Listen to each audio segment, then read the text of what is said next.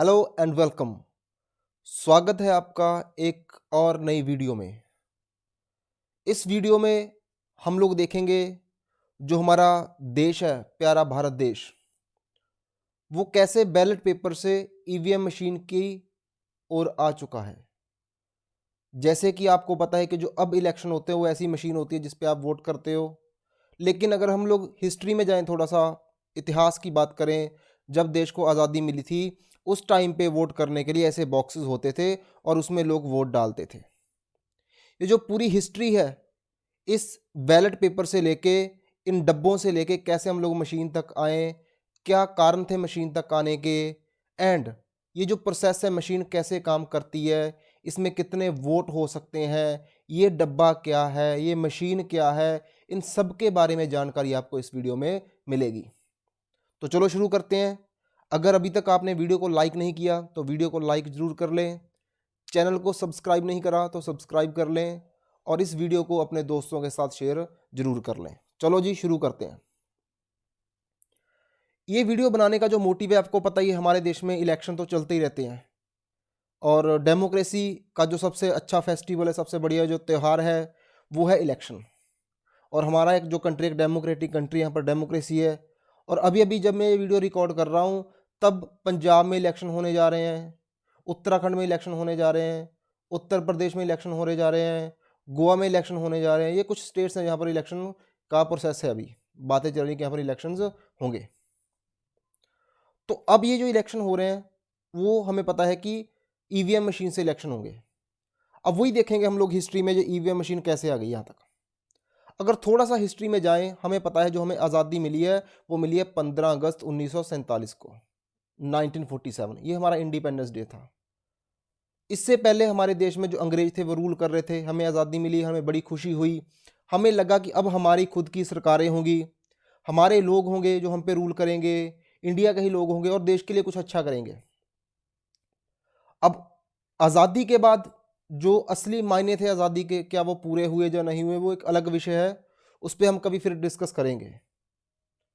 लेकिन आज़ादी मिलने के बाद ये जो हमारे तिरंगा था ये लहराने लगा। अब हमें खुशी हुई और फिर हमें लगा कि हमें अपनी सरकार बनानी चाहिए। तो जो अपनी सरकार है वो बनाने के लिए जो इलेक्शन होते हैं वो होते हैं 1951 1952 में, 1951 1952 में इलेक्शन होते हैं। फर्स्ट टाइम इलेक्शन तब होते हैं और लोगों में काफ़ी खुशी थी कि हम लोग सरकार बनाने जा रहे हैं। वो सरकार जो अपनी सरकार है, अपने देश के लोगों की सरकार है, अपने देश का कुछ सोचेगी, वो सरकार। लोग लाइनों में लगे थे और इलेक्शन के लिए पहुंचे। जितनी भी स्टेट थी उस टाइम पे, राज्य जैसे पंजाब, हरियाणा, हिमाचल, उत्तर प्रदेश, बिहार, और जो देश था उस सब जगह एक साथ ही इलेक्शन हुए थे। कुछ अलग अलग नहीं था, इकट्ठे इलेक्शन होते थे। जैसे अब तो 5 स्टेटों में इलेक्शन है ना, बाकियों में नहीं है। उस टाइम पे ऐसा कुछ नहीं था, इकट्ठे सारी स्टेटों में इलेक्शन इकट्ठे हो गए थे और देश में भी इलेक्शन हुए थे। और अगर देश की बात करें, लोकसभा जिससे हमारा प्राइम मिनिस्टर, हमारे जो प्रधानमंत्री है वो बन के आते हैं, जैसे अभी हमारे जो प्रधानमंत्री नरेंद्र मोदी जी हैं, वैसे उस टाइम प्रधानमंत्री के लिए 1949 1949 कैंडिडेट्स जो थे वो इलेक्शन में गए थे और उसमें से 489 ये इलेक्ट जो सीट थी लोकसभा की थी। तो इट मींस 189 एमपी इलेक्ट होके आए थे उस टाइम पे। और लगभग उस टाइम पे हमारी 360 मिलियन पॉपुलेशन थी, इतनी जनसंख्या थी। उसमें से 173 पॉपुलेशन, जो 173 मिलियन पॉपुलेशन है, वही वोट के लिए गई थी। इतनी ही वोट के लिए कैपेबल थी। मतलब ये जो बाकी बचे लोग हैं वो हो सकता है 18 या 21 साल से कम होंगे। अब उस टाइम पे 18 साल एज नहीं थी, उस टाइम पे 21 साल एज थी। आपको हैरानी होगी जब हम लोग, अब जो एज है वोटिंग की वो है 18 ईयर, 18 साल। जो 18 साल से ऊपर का लड़का लड़की है वो वोट कर सकता है। लेकिन एक टाइम ऐसा था जब ये एज थी 21 ईयर्स, 21 साल। तो 21 साल का बच्चा ही वोट कर सकता था। और ये जो एज है ये जो कम करी गई है 1989 में करी गई है। चलो आगे चलते हैं। और उस टाइम पे फिर 45% वोट डाले गए थे। और उस टाइम वोट ऐसी होती थी डब्बे वाली, तो डब्बे में वोट डल गई और हम लोगों ने उसको बाद में इसकी काउंटिंग कर ली। ऐसी पेपर होता था, उस पर ठप्पा लगता था जी। ऐसे जो अब कुछ आप लोगों के जो बुजुर्ग होंगे, दादा परदादा होंगे, उनसे कभी पूछना, अपने पापा से पूछना, हाँ, अगर आप कुछ एज्ड लोग हो, अगर आप खुद वीडियो देख रहे हो तो आपने ये सिस्टम देखा होगा कि इस पर्ची पे ठप्पा लगता है, उस पर्ची को फोल्ड करके ऐसे बॉक्स में डाल देते थे। उस टाइम पे ऐसे बॉक्सेस होते थे और फिर उस बॉक्स में से इसकी काउंटिंग होती थी। और सबसे पहली बार जो सरकार बनी वो बनी थी इंडियन नेशनल कांग्रेस की, आईएनसी, जिसको आज कांग्रेस बोलते हैं, वो वाली सरकार बनी और उसने 364 सीटें जीत ली थी 489 सीट में से। और जो जवाहरलाल नेहरू जी थे वो हमारे सबसे पहले डेमोक्रेटिक इलेक्टेड प्राइम मिनिस्टर बने। मींस आज़ाद देश का जो पहला प्रधानमंत्री था, जो आज़ाद देश के आज़ाद लोगों ने चुना था, वो थे हमारे जवाहरलाल नेहरू जी।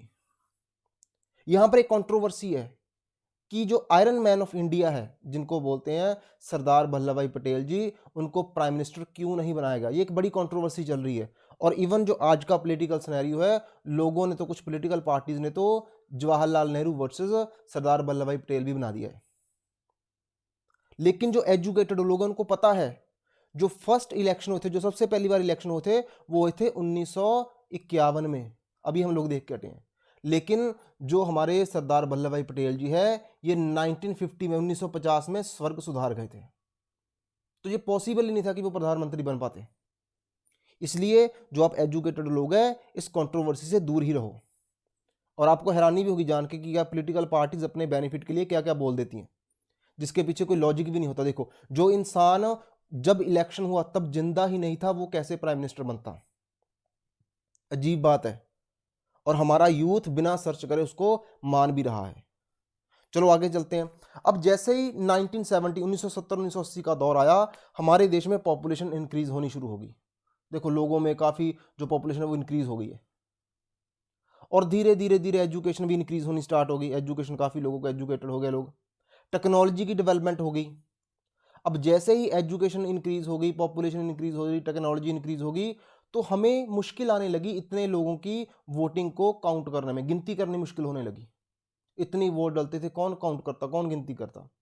तो सोचा गया क्यों ना कोई मशीन लेके आ जाए। तो 1980 में फर्स्ट टाइम इंडिया में वोटिंग मशीन की इन्वेंशन हुई, इसकी खोज हो गई थी। अब 1981 का टाइम आया तो खोज तो हो चुकी थी इस मशीन की, अब इसको यूज भी करना था। तो इंडिया में जो केरला स्टेट है हमारा, ये रहा जी नीचे भारत के बिल्कुल, बड़ी सुंदर देश का बड़ा सुंदर स्टेट है ये। सारा भारत ही बड़ा सुंदर है, केरला भी उनमें से एक है। तो केरला में एक बाईपोल इलेक्शन हुआ था, वहां पर सबसे पहली बार इस मशीन का यूज हुआ था। लेकिन उस टाइम पे देखो, जो कंट्री है ना हमारी, उसमें जो कुछ भी होता है, अगर इस मशीन का यूज होगा, या इससे पहले जो डब्बे का यूज होता था, वो एक कानून के अधीन ही होता है, लॉ के अकॉर्डिंग। ऐसा नहीं कि किसी ने बोल दिया और हो गया, ये लॉ जरूरी है। लेकिन उस टाइम पे डब्बे का यूज होता था और ऐसा कोई भी कानून नहीं था कि हम लोग इसे मशीन का यूज कर ले, मशीन को यूज कर लें इलेक्शन के लिए। तो सुप्रीम कोर्ट ने इस इलेक्शन को कहा कि भाई ये इलेक्शन गलत हुआ है, इसको कैंसिल कर दिया। किस इलेक्शन को? जो केरला में हुआ था। तो पार्लियामेंट को लगा कि क्यों ना पहले लॉ लेके आ जाए। तो 1988 में जो पार्लियामेंट थी वो एक लॉ लेके आई।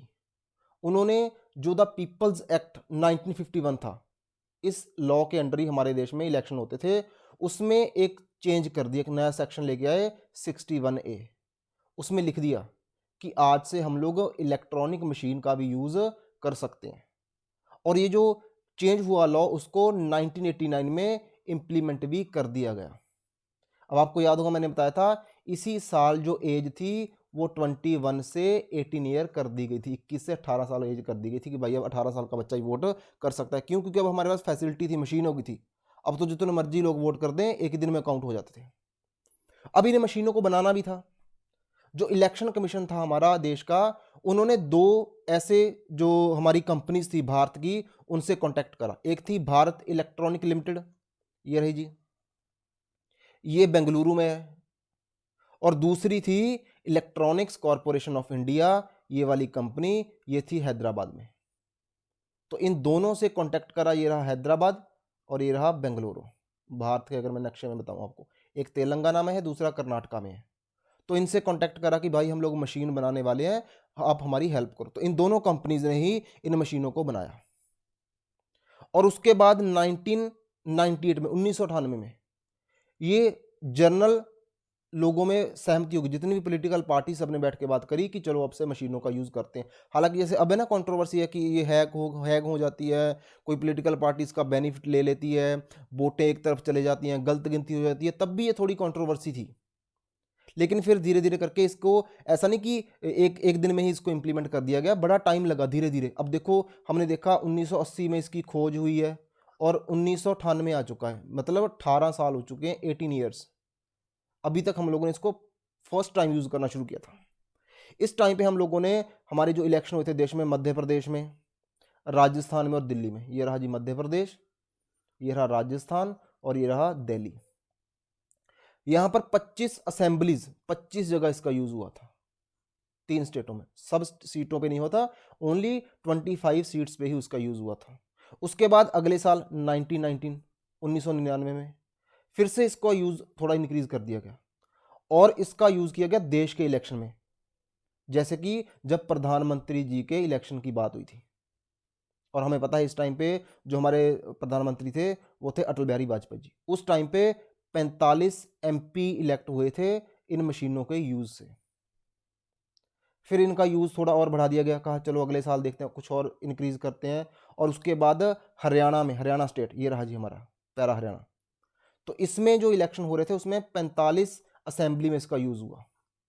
धीरे धीरे करके इसका यूज़ बढ़ा रहे थे हम लोग। और 2001 आ गया। अब 2001 में तमिलनाडु स्टेट हो गया, ये रहा नीचे हमारा, केरला स्टेट हो गया, पुडुचेरी हो गया यहाँ पर, एंड वेस्ट बंगाल। इन स्टेटों की सारा जितना भी इलेक्शन प्रोसेस था वो ईवीएम से ही हुआ था।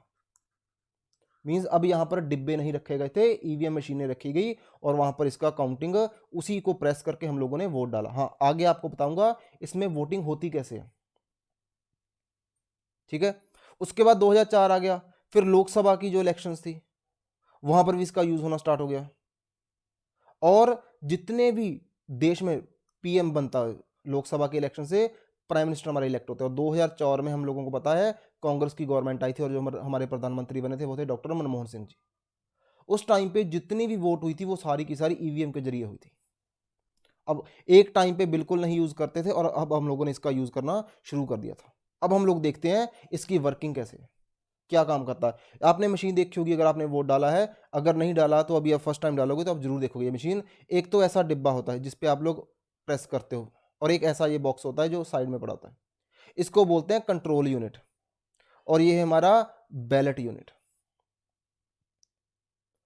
अब ये जो दोनों सिस्टम है इसको 5 मीटर लॉन्ग केबल से जोड़ दिया जाता है आपस में, पास पास नहीं रखे होते। एक आप गए होगे कभी वोट करने, एक ऐसे कवर होता है उसमें आप जाते हो और बटन दबाते हो, आवाज आती है पी, ऐसे बीप की आवाज आती है और आप चले आते हो। आपने यही सिस्टम देखा होगा, ये वाला। ये पार्ट आप नहीं देखते, ये पार्ट पड़ा होता है जो कर्मचारी होते हैं उनके पास।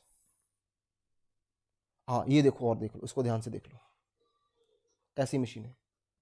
और थोड़ा सा और बता दूं, हो सकता है किसी एरिया में ये जो एक मशीन होती है ना, इस पे 16 कैंडिडेट के नाम होते हैं, 16 कैंडिडेट के। ये भी पॉसिबिलिटी है कि किसी एरिया में 16 से ज्यादा हो जाए। तो एक ही यूनिट, अगर मैं आपको दिखाऊं, ये जो यूनिट है एक, ये ऐसे वाली, इसमें एक में 4 मशीनों को हम लोग ऐड कर सकते हैं।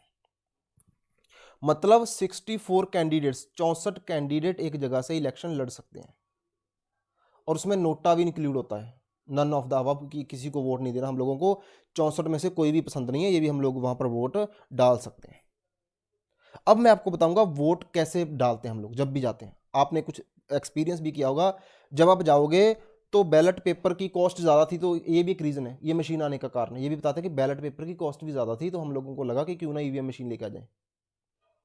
अब जब भी आप जाओगे तो ये जो है जी बैलेट, इसको प्रेस करते इस बटन को, वो जो कर्मचारी बैठा होगा, और यहाँ से एक आवाज़ आएगी, टी ऐसे करके आवाज़ आएगी, बजर की आवाज़ आएगी, तो आपको बोलते हैं कि भाई जाओ वोट करो।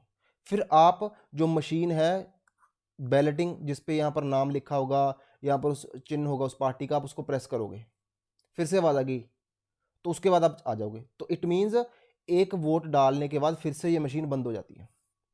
जब भी दूसरा इंसान वोट करने जाएगा, फिर से वो जो कर्मचारी बैठा है इसको फिर से प्रेस करेगा बैलेट को, फिर से आवाज़ आएगी, फिर वोट डलेगी। मतलब एक वोट डालने के बाद ये मशीन बंद हो जाती है। वोट डालने से पहले भी बंद होती है, वोट डालने के बाद भी बंद हो जाती है।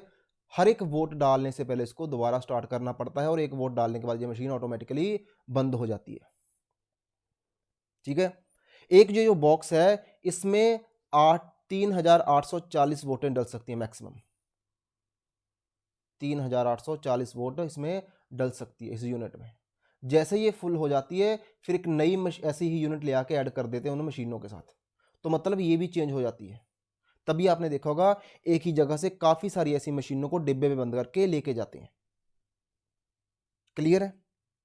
अब जैसे ही इसको शाम को इलेक्शन कंप्लीट होता है तो ये जो क्लोज बटन है उसको प्रेस करते हैं, क्लोज बटन को, फिर प्रेस करते हैं टोटल बटन को, ये रहा जी, इसको प्रेस करेंगे और चेक करेंगे कितनी वोट डल गई है। फिर इसको सील कर लेते हैं। उसके बाद इसको वो जो रूम होता है वहां पर रख देते हैं जो सिक्योरिटी के अंडर होता है, और जब काउंटिंग डे आता है फिर एक रिजल्ट वाला बटन होता है उसको प्रेस करते हैं और वोटों की गिनती देखते हैं। ये जो पूरा प्रोसेस है वोटों की गिनती होती कैसे, मैं आपको अलग वीडियो में बताऊंगा, एक अलग वीडियो आएगी।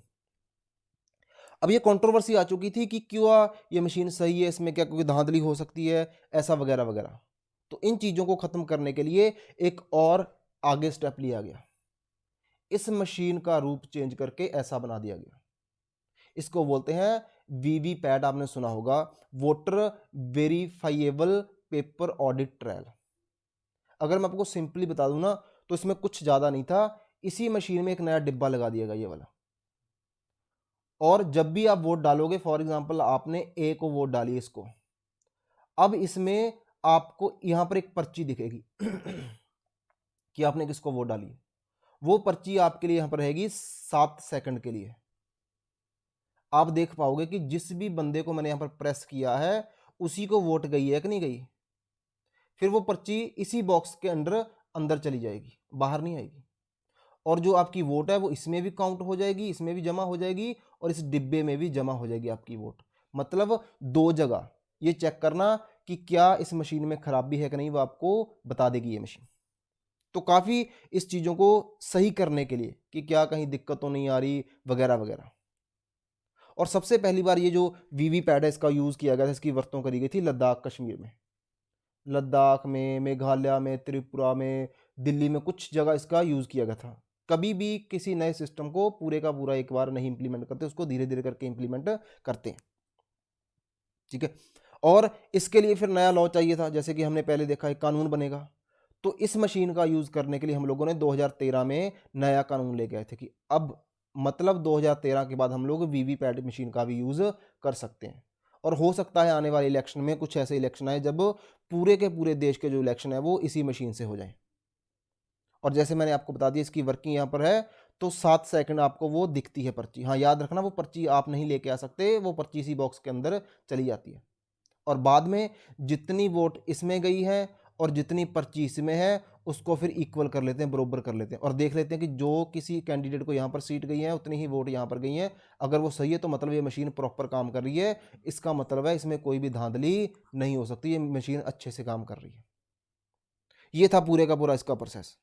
उम्मीद करता हूँ आपको वीडियो काफ़ी अच्छी लगी होगी।